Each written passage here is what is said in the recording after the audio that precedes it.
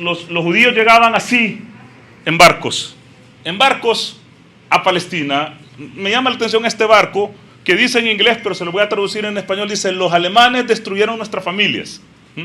Los alemanes destruyeron nuestras familias. No destruyan ustedes nuestra esperanza. O sea, llegaban a pedir posada a Palestina, a decir: miren, por favor, recíbanos, los alemanes nos destruyeron. Y los palestinos los recibían: vengan pues.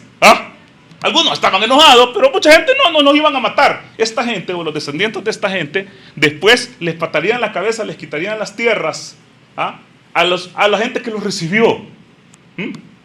A la tierra que no era de ellos, porque estos son europeos, ojos azules, blancos, que no tienen nada de semitas. Dicen antisemitismo. El antisemitismo es un concepto erróneo, porque tendría que ser antijudaísmo, porque los árabes también somos semitas.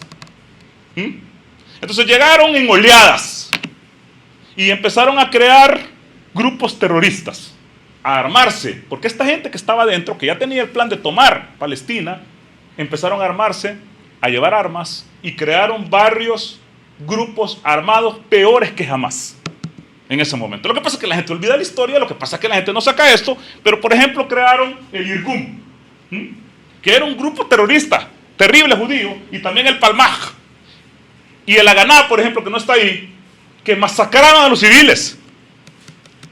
Empezaron primero con la población palestina local, pero después empezaron a atacar a los mismos ingleses que dominaban.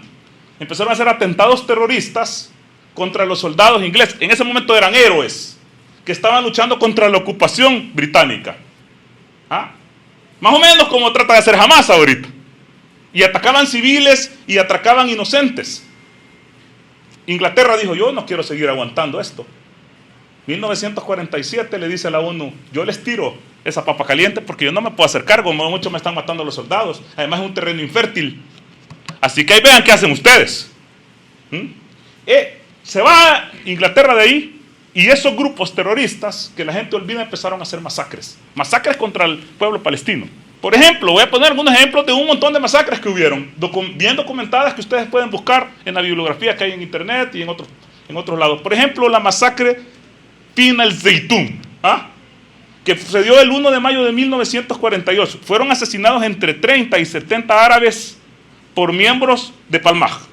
La masacre de Safsaf, el 29 de octubre de 1948. El ejército israelí capturó la localidad árabe palestina de Safsaf. Posteriormente a la captura fueron fusilados entre 52 hasta 54 aldeanos, que no tenían nada que ver en el conflicto, eran puros civiles. Después la masacre de Gilbaún, que fue el 30 de octubre de 1948, cometida por soldados de las Fuerzas de Defensa de Israel durante la operación Hiram. Un total de 14 hombres fueron asesinados.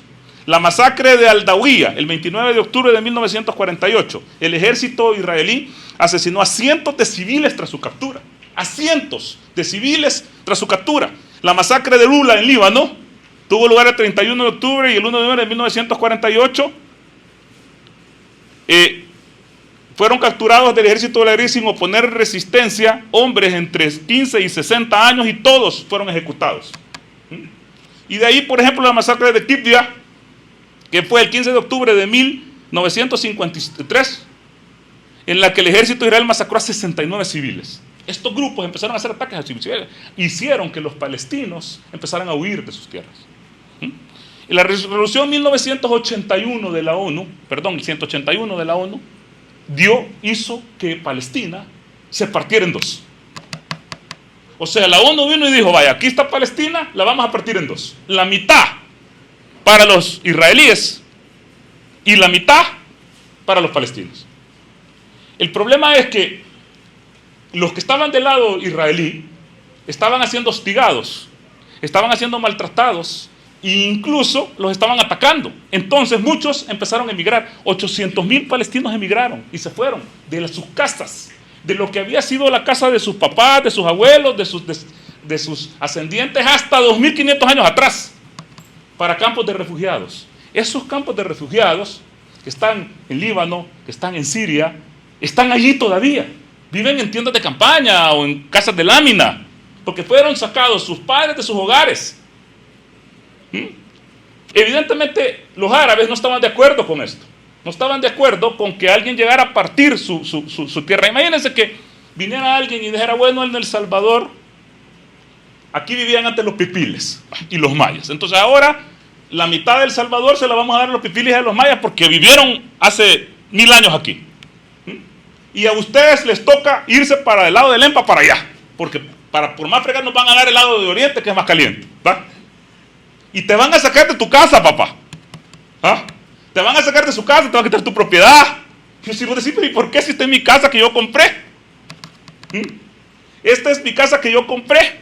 Y te vas a decir, no, pero que usted se tiene que ir. Los árabes se levantaron mal armados, mal entrenados, con poco armamento, sin el apoyo de los gringos, contra un ejército más organizado, apoyado por los norteamericanos, que venía preveyendo esta situación desde hace décadas, y perdieron la guerra. Israel empezó a avanzar. La ONU, que le había dado su creación a Israel, además, a Israel le debe su creación a la ONU, empezó a hacer sendas declaraciones contra Israel, que Israel ignoró. O sea, solo le interesaba a las 181 que le daban su nacimiento, todo lo demás al carajo. Y yo tengo aquí algunas resoluciones. Por ejemplo, la primera resolución, la 194, que fue en 1948, que dice: la Asamblea General de las Naciones Unidas adoptó esta resolución, que aborda la expulsión forzada de árabes. Esto está diciendo la ONU, quien le dio nacimiento a Israel. Dice: la expulsión forzada de árabes establece el derecho de los refugiados a regresar a sus hogares y recibir compensación por sus pérdidas. Pregúntame si Israel ha seguido esta resolución. No, la gente sigue en los campos de refugiados en la segunda y tercera generación. Ni han recibido compensación, ni han podido regresar a sus tierras. La resolución 242, que fue en 1967, después de la Guerra de los 6 días, dice: esta resolución del Consejo de Seguridad, adoptada después de la Guerra de los 6 días, exige la retirada de Israel de los territorios ocupados. Exige la retirada de Israel de los ocupados y el reconocimiento de la soberanía de los estados de la región. No, papito. De 1967 a 2023 Israel no ha dejado los territorios ocupados.